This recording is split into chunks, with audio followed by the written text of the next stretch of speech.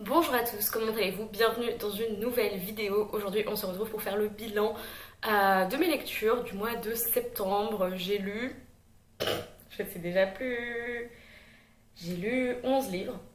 Ouais, écoutez, j'ai lu 11 livres, je trouve que c'est pas mal, je suis assez contente. Il y a notamment 4 livres de cours, 5 livres de cours en fait, mais c'était pour mon cours sur la littérature pour enfants, donc j'ai hâte de vous en parler. Le premier livre que j'ai lu, j'ai fait toute une vidéo dessus, c'est Harry Potter 1, que j'ai relu évidemment pour mes cours sur la littérature pour enfants, donc je vous mettrai le lien dans la barre d'infos si ça vous intéresse. C'était comme toujours une très bonne relecture et j'étais très heureuse de faire cette petite relecture. Ensuite, j'ai lu Brown Girl Dreaming de Jacqueline Woodson. On suit une espèce d'autobiographie, c'est une autobiographie je pense, et on suit Jackie, quand elle était enfant. Et elle a grandi de base, elle était en Ohio et ensuite ses parents se sont séparés. Ils sont retournés dans le sud, à Greenville, en Alabama. Et donc ça parle notamment de la difficulté de grandir en tant qu'afro-américaine. Mais ça parle aussi de sa découverte qu'elle voulait devenir écrivain. Et ça parle aussi de sa famille en fait, en dehors des questions sociales. Ça parle de sa famille, du fait qu'elle n'a pas connu son père pendant très longtemps, que ses grands-parents l'ont pratiquement élevée. Et c'est écrit en vers libre. C'est de la poésie pour enfants.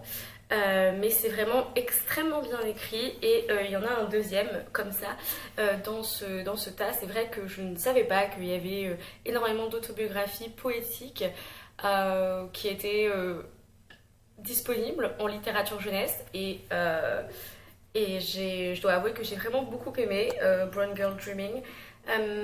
La narration était parfois un peu compliquée à comprendre parce que ça s'étalait sur plusieurs années, mais sans qu'on sache combien d'années exactement.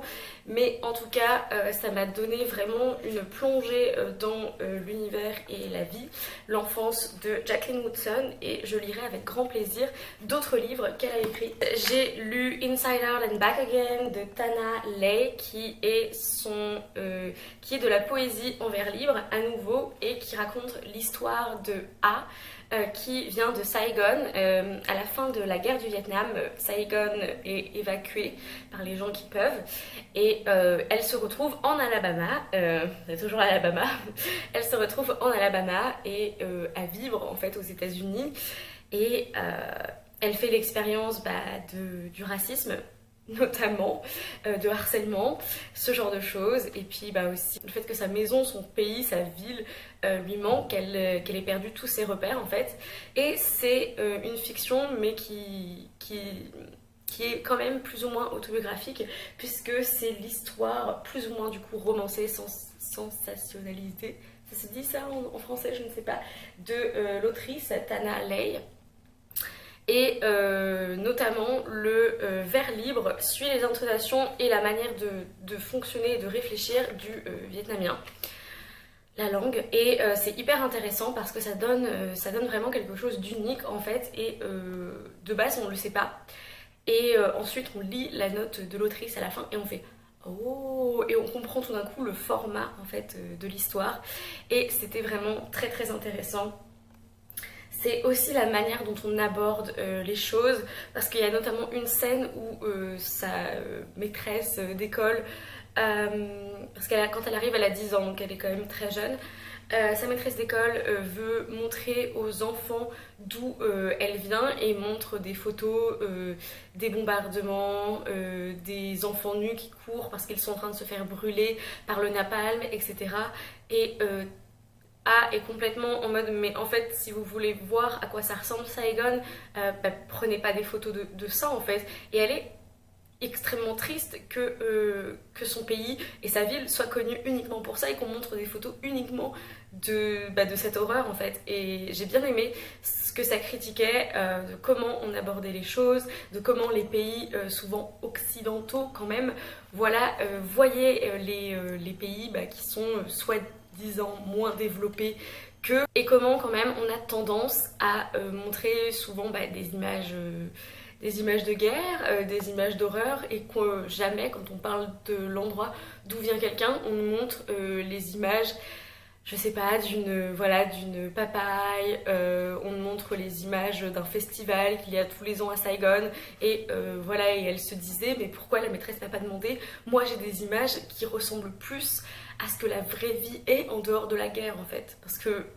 c'était important je pense pour l'autrice et pour le personnage de ne pas résumer le Vietnam à la guerre en fait, et voilà, j'ai vraiment beaucoup aimé et j'ai trouvé qu'il était très très intéressant. Ensuite, pour qui, pourquoi, j'ai décidé de me lancer dans une romance et j'ai lu The Right Swipe de Alisha Ray. Et le résumé, c'est que Rhiannon et Sanson se sont matchés sur l'application de cette dernière, qui est Crush. Ils ont passé une nuit ensemble, tout s'est bien passé, ils voulaient se revoir, mais Sanson a ghosté Rhiannon, c'est-à-dire qu'il ne lui a pas donné de nouvelles après cette nuit. On se retrouve 3 mois plus tard, où en fait Sanson est le visage de marque d'une très ancienne et grosse application de site de rencontre, en fait un site de rencontre qui est à sa tante. Et bah forcément, ils sont dans le même business maintenant, ils se rencontrent et ils doivent travailler ensemble, plus ou moins. Et donc évidemment, on a Rhiannon et Sanson qui de base, surtout Rhiannon, est là genre toi, je te regarde, je vais te défoncer en fait tout simplement. Et c'est assez drôle. Et après, bon bah voilà, ils parlent, mais pourquoi tu as fait ça, gna gna gna gna. Ils sont plus ou moins ensemble, mais en fait Rhiannon ne veut pas être distraite de sa carrière en fait, puisque elle est la PDG, la fondatrice de Crush, qui est, enfin les multimillionnaires, etc. C'est une businesswoman. Mais son secret, enfin son histoire, on va dire, sa blessure intime, c'est que elle était chez un concurrent qui est Swipe. Et ça s'est très mal passé et elle a été obligée de partir à cause de son employeur et à cause de harcèlement. Et voilà, on va commencer par ce que j'ai aimé, c'est-à-dire le personnage de Rhiannon et aussi le personnage de Sanson d'ailleurs.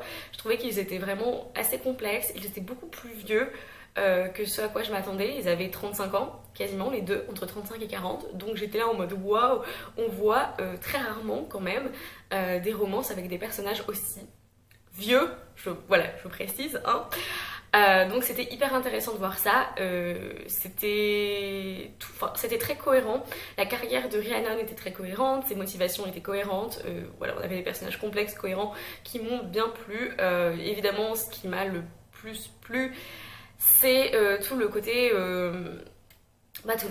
justice sociale, etc. Puisque il y a une dimension de harcèlement dans la vie de Rhiannon, et surtout pourquoi elle a quitté Swipe. Elle n'a pas quitté par hasard et parce qu'elle en avait envie, mais parce que son employeur, qui était aussi son petit ami à l'époque, l'a harcelait complètement. Et donc on a toute cette dimension qui m'a évidemment bien plu, que j'ai trouvé très actuelle et qui était très intéressante avec la gestion des médias. Après je lui ai mis que 3,5 sur 5 sur Goodreads. Perso j'ai trouvé qu'il n'y avait aucune alchimie entre Sanson et Rhiannon, et vu que c'est quand même censé être une romance, bah c'est un peu compliqué de lire une romance où il y a zéro alchimie entre les deux personnages principaux. C'est pour ça que pour moi c'était décevant. Donc pour me remettre de mes émotions qui n'étaient pas forcément ouf, bah en fait j'ai relu Red, White and Royal Blue de Casey McQuiston alors que je l'avais lu en juin. Je l'ai relu en lisant les passages que j'avais préférés, et en sautant pas mal de passages où Alex était seul et parlait, voilà, que c'était inintéressant. Je passais directement au passage entre Alex et Henry. C'était une petite relecture au poil. Je vais pas vous reparler encore de Red, White and Royal Blue parce que j'ai plusieurs vidéos qui parlent de ce livre, une vidéo complète de 15 minutes je crois, et une vidéo il y a pas longtemps sur les 5 livres que j'ai préféré lire cet été, et donc il était dedans, et le fait d'en parler m'a donné envie de le relire. Ensuite, j'ai lu Daddy Long Legs de Jean Webster. C'est l'histoire de Judy qui en fait est une orpheline, et tout d'un coup, elle a 17 ans, non. Elle a 17-18 ans, elle finit... voilà, elle arrive à l'âge où elle pourrait aller à l'université. Je précise quand même qu'on est dans les années 1910, donc tout début du XXe siècle. Et il y a quelqu'un qui s'occupe de l'orphelinat, qui donne des fonds, voilà, un donateur, qui se prend pas d'affection pour elle, mais d'intérêt, on va dire, pour elle, et qui décide de l'envoyer à la fac. Avec des sous bien sûr, parce qu'elle est orpheline, donc elle peut pas y aller d'elle-même, on va dire. Et La seule condition, c'est qu'elle lui envoie des lettres à ce fameux donateur pour lui parler de ce qu'elle apprend, pour voilà, qu'elle lui parle de son éducation, etc. Ce qui est assez normal, voilà, pour qu'il soit toujours au courant. Mais ce donateur ne va jamais répondre et elle ne saura jamais son nom. Il lui donne le nom de John Smith, donc autant dire, voilà, c'est un peu Michel Dupont, quoi. Et du coup, ça va être toute leur correspondance épistolaire. Le fait est que du coup, enfin, c'est elle qui envoie des lettres aux autres, mais elle reçoit jamais de lettres. Enfin, il n'y a pas de réponse dedans. Et donc, elle va l'appeler Daddy Longlegs parce qu'elle l'a aperçu qui montait dans sa voiture et elle s'est dit qu'il avait des énormes, enfin des très grandes jambes, très fines. Ça lui a fait penser à une araignée, parce que c'est comme ça qu'on appelle les araignées, Daddy Longlegs. Je ne sais pas pourquoi, strictement aucune idée.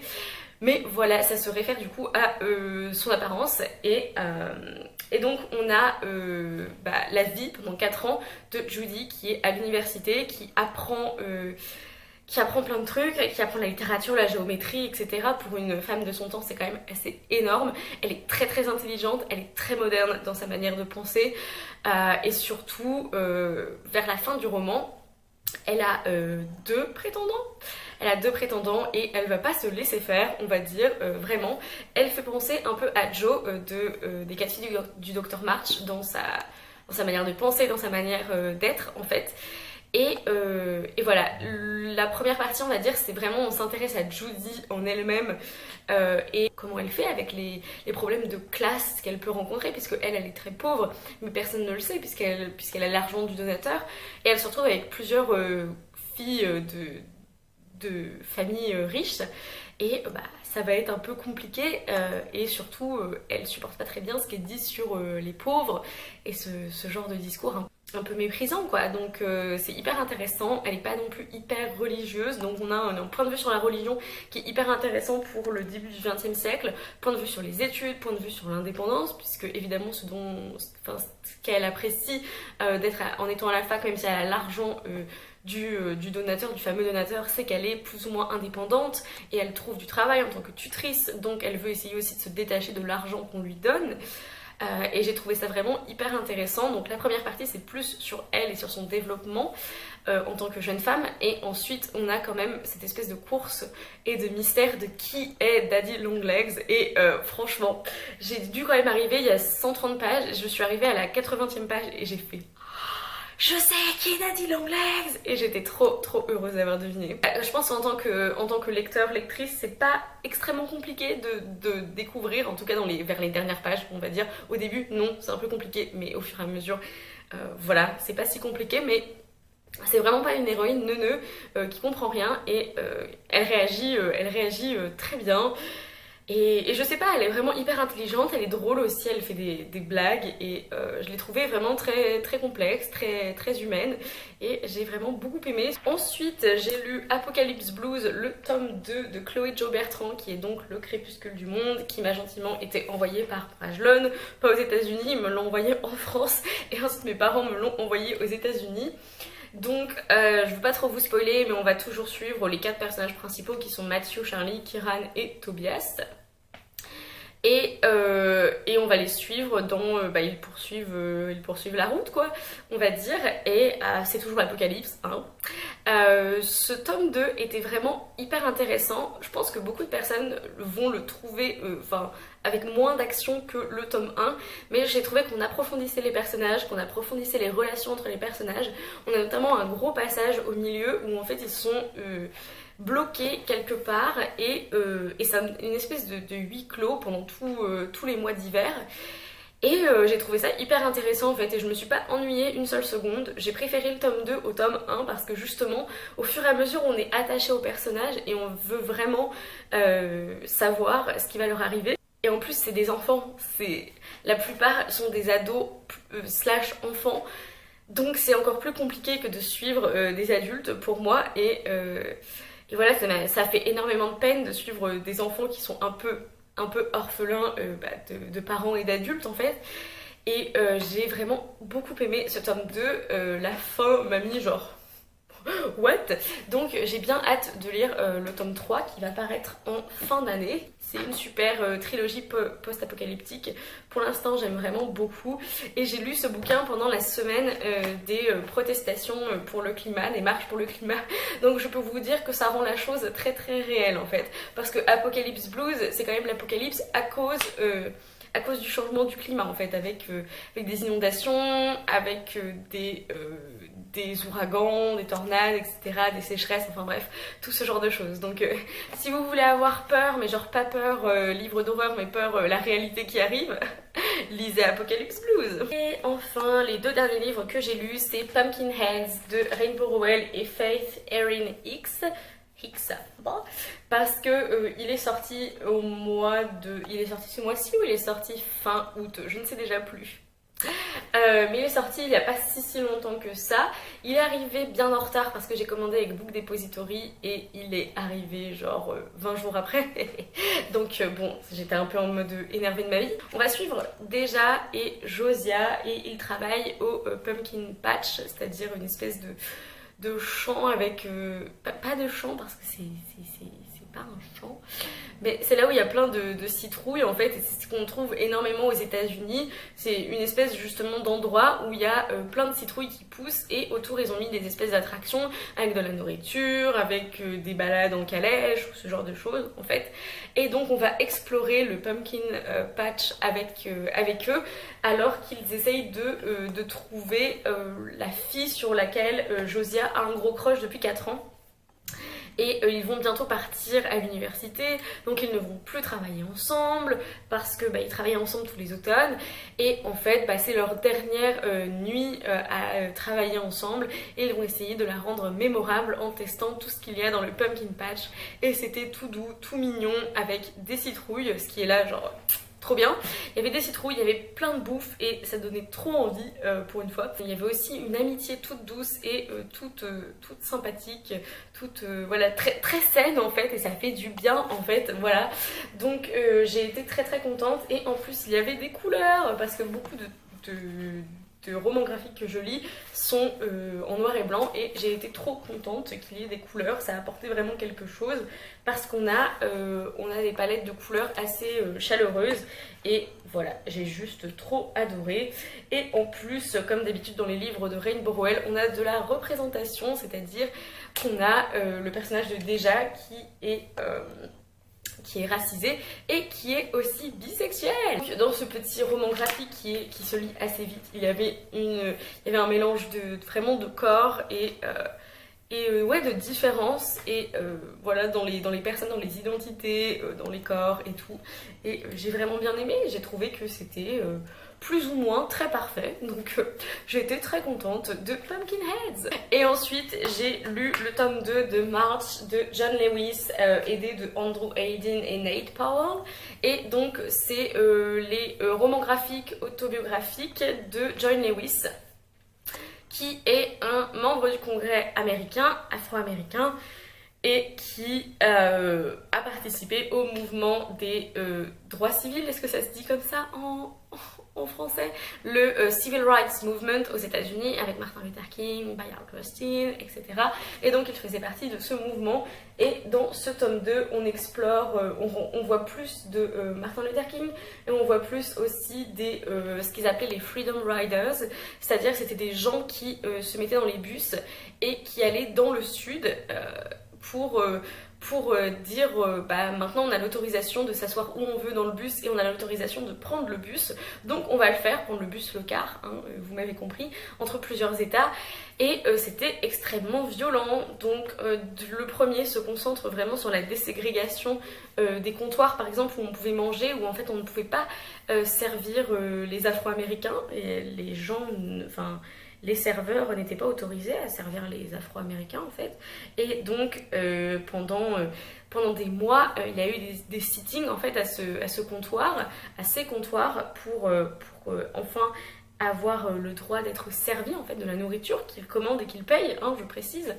Et là on a aussi le cas avec le cinéma, avec une espèce de protestation, de manifestation, où tous les Afro-Américains font la queue et demandent à avoir une place. Et en fait, bah, la personne qui est à la caisse dit bah non, on peut pas vous donner une place de cinéma parce que vous êtes Afro-Américain. Enfin, ils disent pas vous êtes Afro-Américain, vous êtes des sales négros quoi. Enfin, voilà, vraiment le terme utilisé c'est negro. Donc, ou encore pire, je pense, nigger. Donc voilà, je ne ferai même pas l'affront de répéter ce terme encore une fois ou de répéter ce terme en français parce que voilà, hein, on ne prononce pas le N-word comme on dit ici. Mais c'était vraiment hyper intéressant. Et on avait aussi, oui, on avait aussi comment les gens sont enfin comment les Afro-Américains étaient traités dans les prisons et c'était chaud quoi. Hein. Donc voilà, pas mal de prisons et aussi la violence policière toujours et encore et notamment une scène avec Martin Luther King et ses partisans bloqués dans une église où il donne un sermon, voilà, comme un révérend normal et en fait, les policiers qui sont là, soi-disant pour les protéger, mais en fait qui les empêchent de sortir et qui les considèrent comme la grosse menace, alors qu'ils sont attaqués et souvent battus, des fois à mort, par les personnes qui protestent, les racistes, hein, il faut employer les grands mots. Et on a la police qui soit littéralement fait ça, et qui laisse les scènes se passer et qui ensuite au bout d'un moment dit bon c'est bon les gars voilà il est assez amoché vous pouvez arrêter et toi tu es là genre Ouah.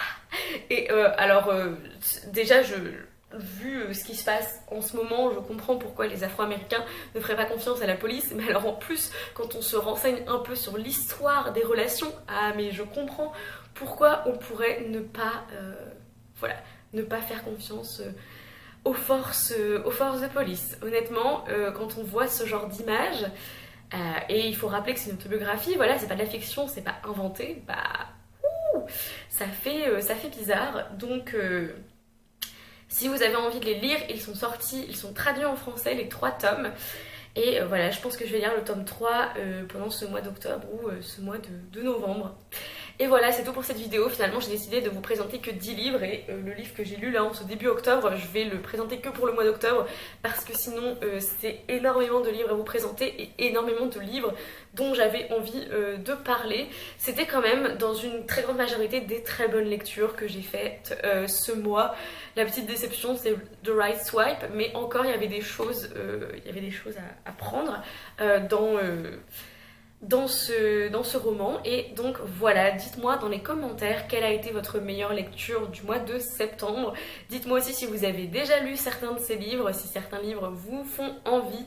Dites-moi tout et en attendant une prochaine vidéo, lisez bien, amusez-vous avec vos lectures et bisous.